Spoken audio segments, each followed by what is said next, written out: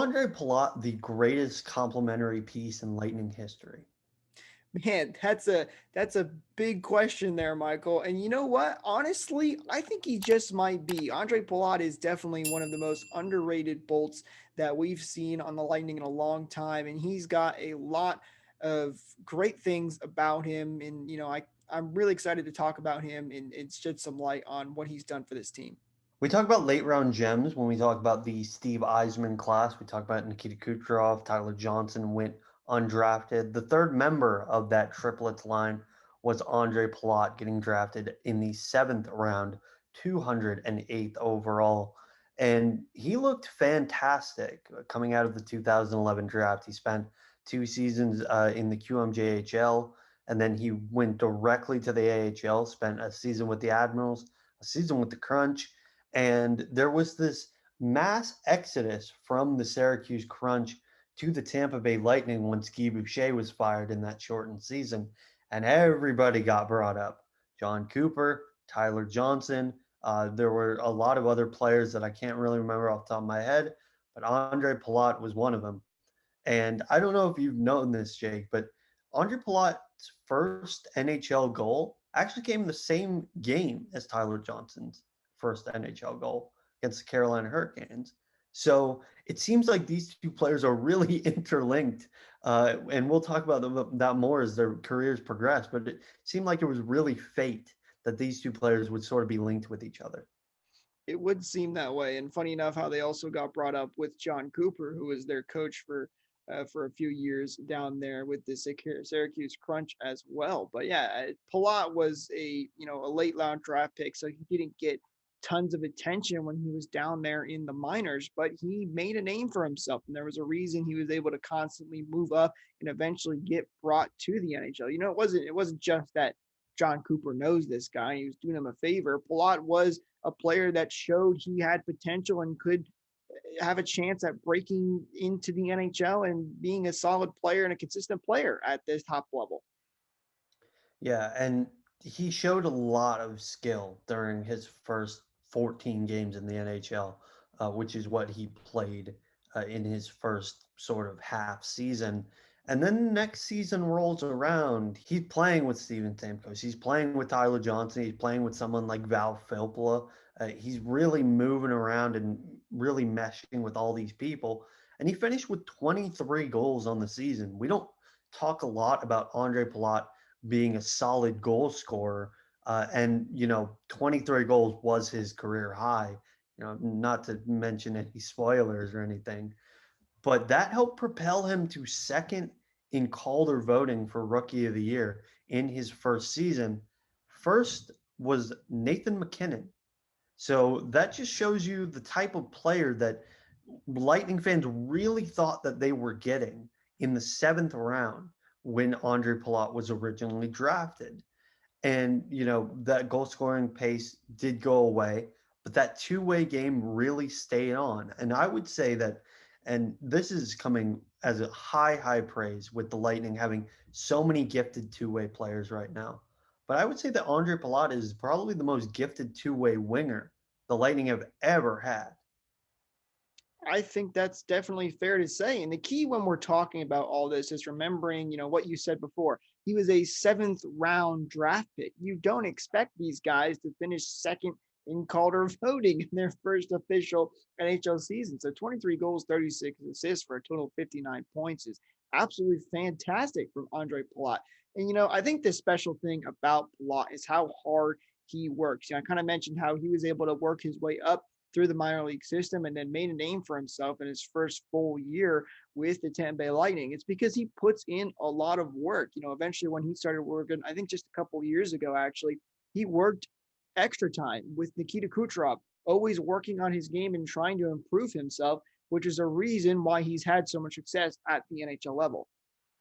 Yeah, and you just mentioned Kucherov. Him and Balat are kind of the only people that really like get along. Like see Nikita Kucherov, he's very intense on the ice. It seems like he only really focuses on a couple of players and gets along with those players very, very well. I would say Vlad Demenstikov was one of them before he got traded. I would say Steven Stamkos was one of them. Braden Point is that modern day Steven Stamkos where he really gets along with him, but unfortunately Kucherov can't play this year.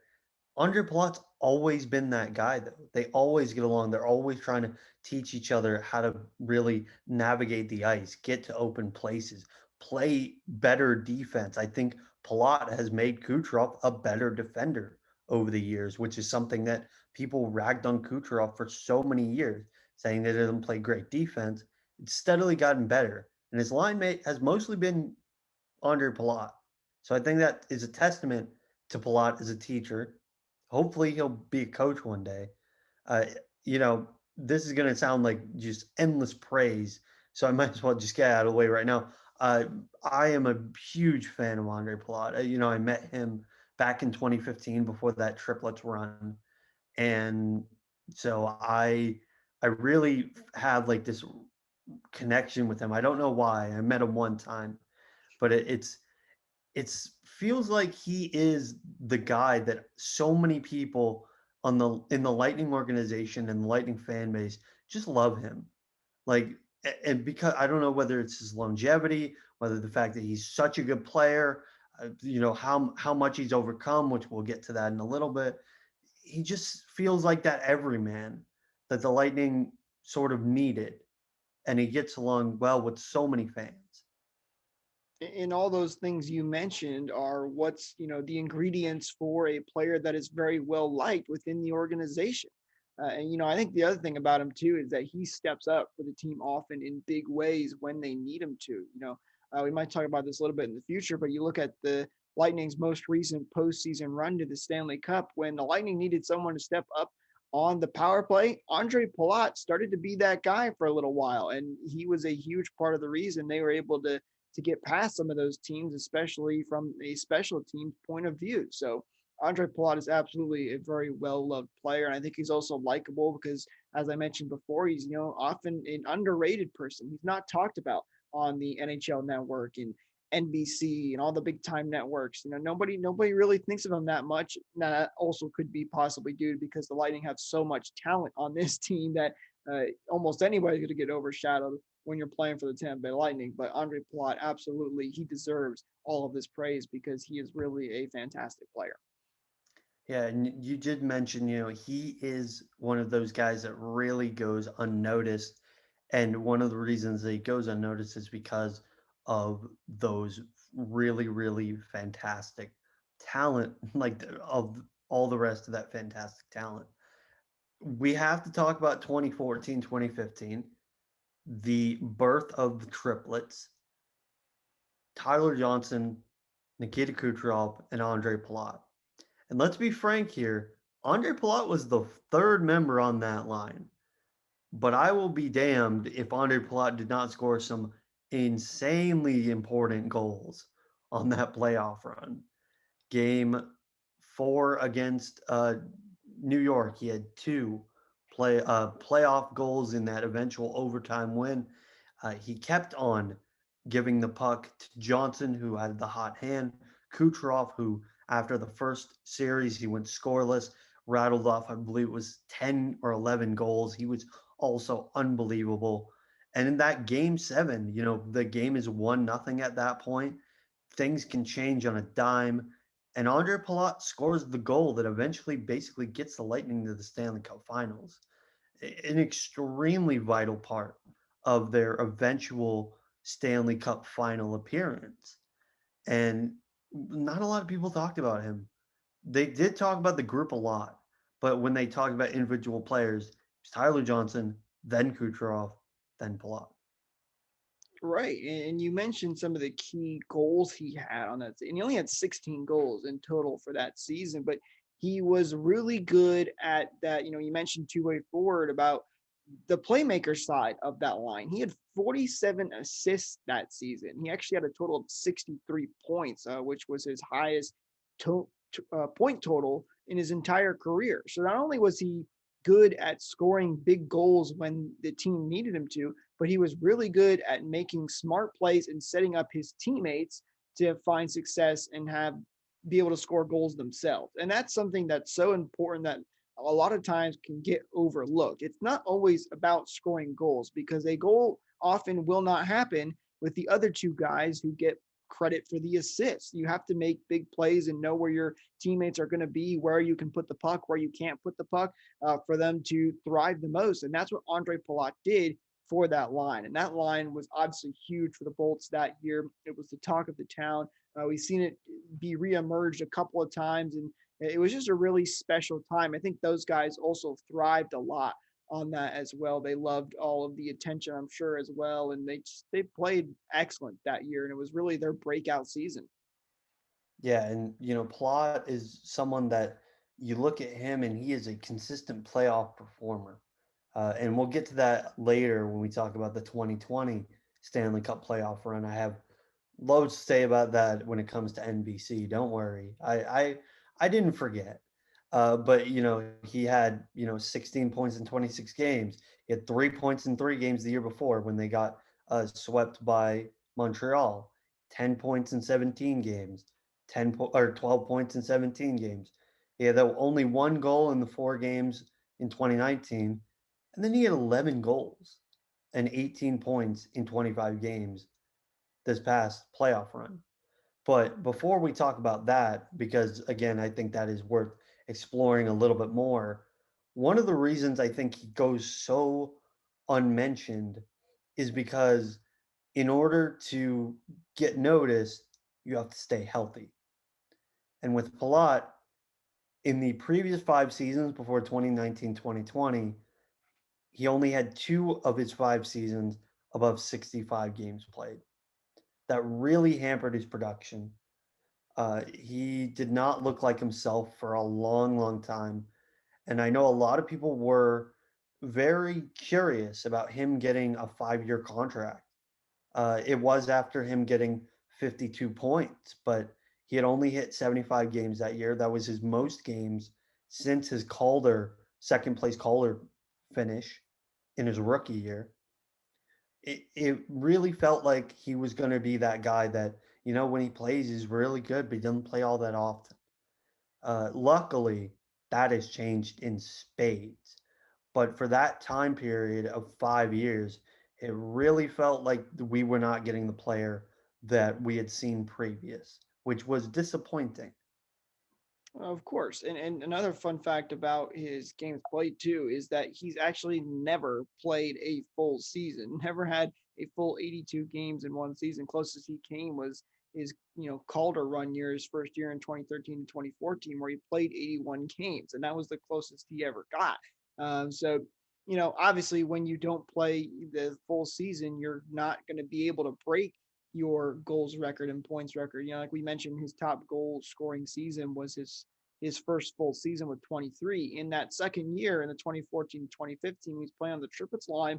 It's definitely possible he might have been able to score 23 goals had he played a full season. Maybe not that one because he did play 75, but for a lot of these other seasons too, I mean, look at 2015 to 2016. He tied the number of goals he had in the 2014-2015 season, but only played 62 games. Now that's a lot of games that are taken off of his season and really hurt his point totals and his goals and assists and all that good stuff. So it goes back to a little bit of Stamkos too. People talk about all the time how even though it's not really what people think it is, but people say, "Oh, Stamkos gets hurt a lot," and that hurts their conversation of when you start to look at who are the best when it comes to players in the NHL. When you don't play tons of games and lose a lot and don't have tons of points as you normally would have, it ends up affecting that conversation, even though it probably shouldn't. And he's really made such a huge impact in the games he does play.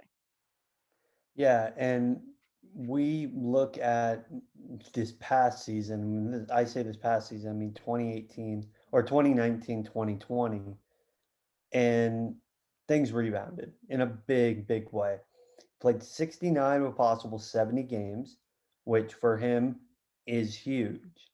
Had 17 goals, which is the most since the 2016-2017 season. That's huge. 24 assists was his, actually not even more than he had the previous year, which, you know, I would say a lot of people would say that's not a lot of assists, but He was playing on a fluctuating amount of lines last year. It really, they didn't have a single line that he really stuck to. But he had 41 points, which was the most since 2016, 2017. And overall, you look at him, he's a plus 25, which was the highest since the triplets year.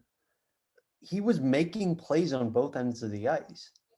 Yeah, I coined the term earlier in the year because, that was my first year covering Baybolt's games. It was his revenge tour. Like, he was dominating games at times. There was that one game against the Devils where I think he put up like 3 points, but he was easily the Lightning's best player. And he had countless games like that. And he's not perfect. He's not going to do that every single game, but it definitely felt like we were getting back to that Palat that we saw in the triplets here.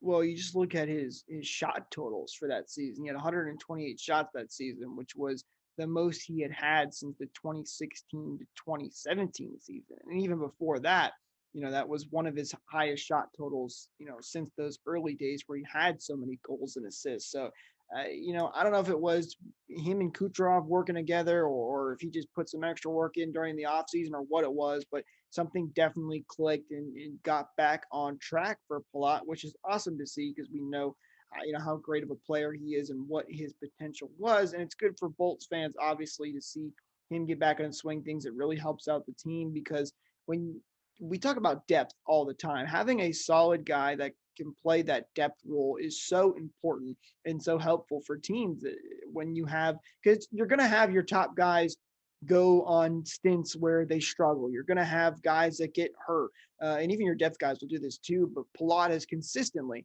been that guy that's been able to step up when the team needs him and find success.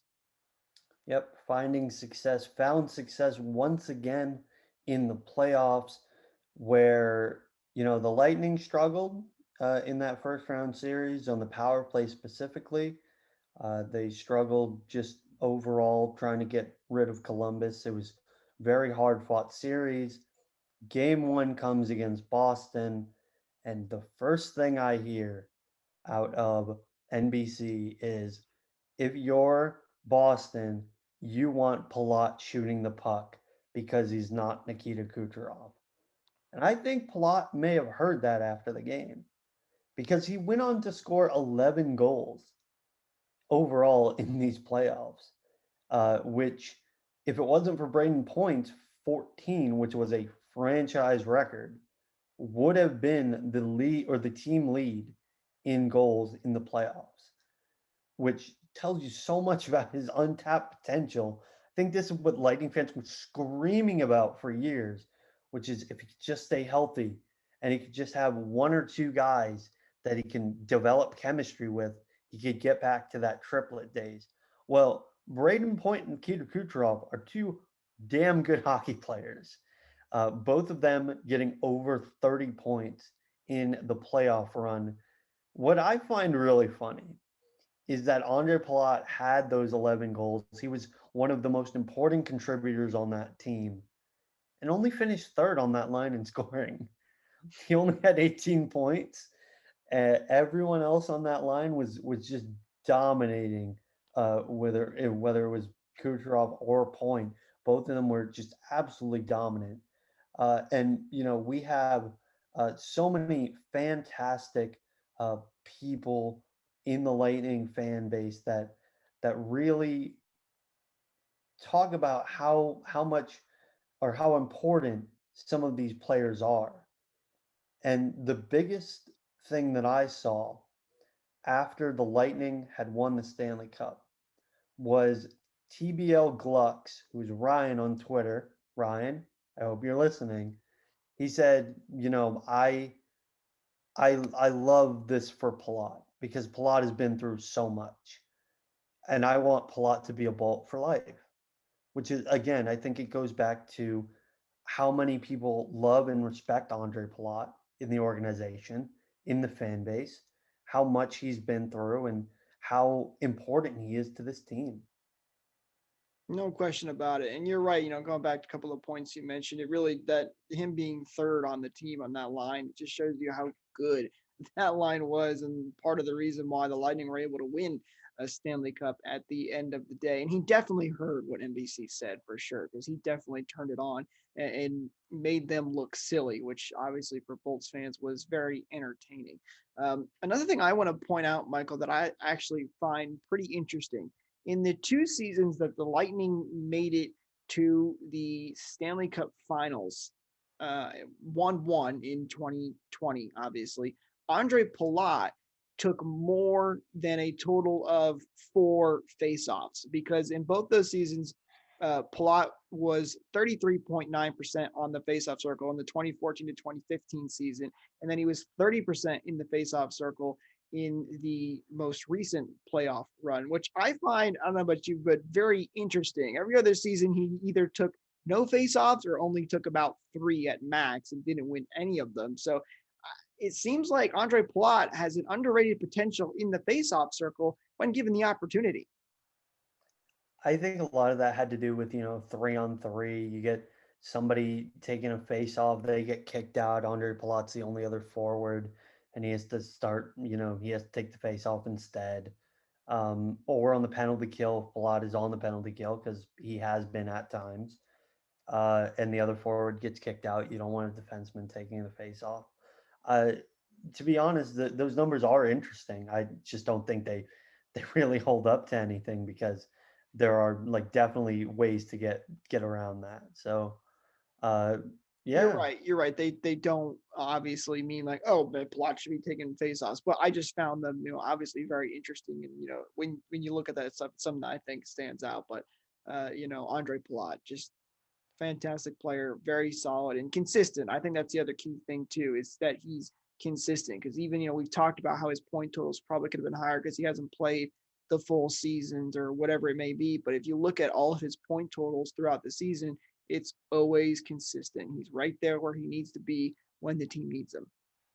yeah, absolutely. And I'm just gonna chip in and say that this isn't a Matthew Joseph type situation where he played center in junior and in the AHL, and is just a winger by proxy in the NHL. Palat, he takes a face off when he needs to, but that's not going to be something that holds up very much. But overall, Andre, if he ever sees this video, we love you, man. He's a great, great player. He's a fantastic contributor to the community. Uh, I'm very happy that he's healthy now. Currently on a point per game pace. Hopefully, with this video out, and he's still on a point per game pace. But if not, he's currently on a point per game pace. And I hope that he stays a Bolt for life. Jake, do you have anything else to wrap up this video?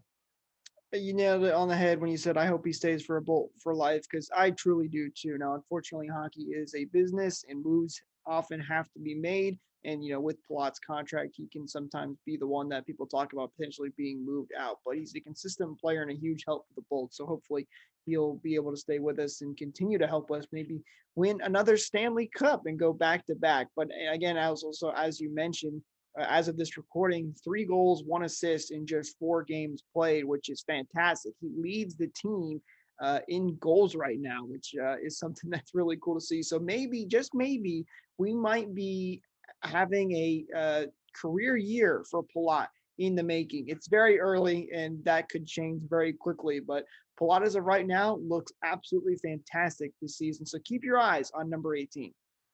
Yep, cannot wait to see him perform even more with Steven Stamkos and Braden Point to continue the season. Guys, that is going to do it for this career retrospective on Ondrej Palat. Thank you so much for watching. Be sure to like, share, and subscribe. Do not be afraid to click that bell for notifications to all of our videos. We basically have 1 or 2 videos coming out every couple of days at this point with games going on. Also, be sure to follow us on every social media platform: Twitter, Facebook, Instagram at Bay_Bolts.